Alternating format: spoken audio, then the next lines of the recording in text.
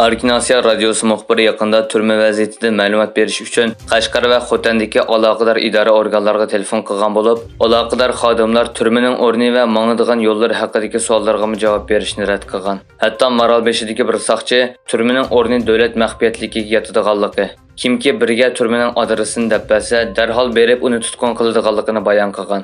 Ma'lum bo'lishicha, yaqinda vaziyatdan xabardor kishilardan biri Xotanning Keriya va Maralbeshidagi tumshuq turmalarida doiralarning mahbuslarni haddidan tashqari eg'ir amgakka selayotganligi va bu sababdan bir qism o'lim hodisalari kelib chiqayotganligini inkos qilgan. Bu yil 3-oyda Misr bexatarlik doiralari tomonidan tutqun qilinib, Xitoyga qaytarilish xavfida qolgan Misrdagi Azhar universitetining bir Uyg'ur o'quvchisiga Kanada panohlik bergan. Kishilik huquq tashkilotlari va bu voqeadan xabardor Uyg'ur faoliyatchilarining oshkorlashicha, Bilal Abdukarim ismli bu o'quvchi 10-avgust kuni sog'-salomat Kanadaga yetib kelgan. Bilal Abdukarimga BDT Musofirlar mahkamasi tomonidan siyosiy panohlik tilaguvchi salohiyati berilgan bo'lsa-mu, mazkur salohiyat guvohnomasidan qarorli to'shishdan 2 kun avval, ya'ni 2023-yil 21-mart kuni Misr bexatarlik doiralari tomonidan Qohirada tutqun qilingan. Doiralar uning qayerga qamalganligini sir tutib kelgan. Egilenishicha, Xitoy banklari 2009-yil 7-oydan buyangi eng to'van oylik qarz summasini tarqatgan bo'lib, bu dunyodagi ikkinchi chong iqtisodiy gavda deb qaralgan Xitoyda davlat ichi ehtiyojining ojizlashganligining yana bir belgisi bo'lib qolgan, hamda uzun muddatlik pul paxolligi besimning xavfini texmo oshirgan. Xitoy Xalq bankisi juma kuni yangi qarzning 7-oyda 345 milliard 900 million yuanga yetganligini e'lon qildi. Bloombergning qarashicha, iqtisodshunoslar buni aslida 780 milliard yuan deb mo'ljallagan.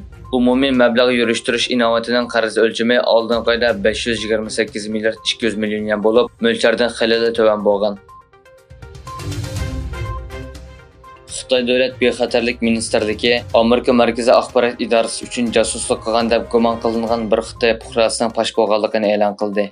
Ministerlikning Undidor kanalida e'lon qilingan bayonotida harbiy sanoat korpusida ishlaydigan Zeng familiyali Xitoy fuqarosining Markaziy axborot idorasining Italiyadagi vakolatchisi tomonidan qabul qilinganligi o'tirg'a qo'yilgan.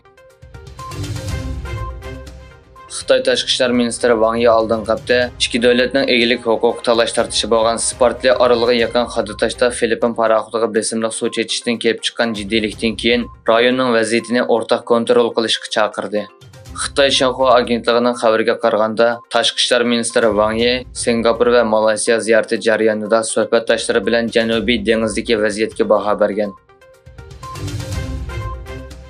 Turkmeniston Tashqi ishlar ministri Rashid Meredov Turkmenistonning Yevropalik sheriklari bilan Kaspiy dengizidan halqagan turba qurilishini yo'lga qo'yishda davomli hamkorlik o'rnatishga tayyor ekanligini bildirdi. Amerikaning Havay shtatidagi Cho'ng orol va Mavi oroliga 6 qitimliq o'tobusida hayotidan ayrilganlarning soni 80 ga yetdi.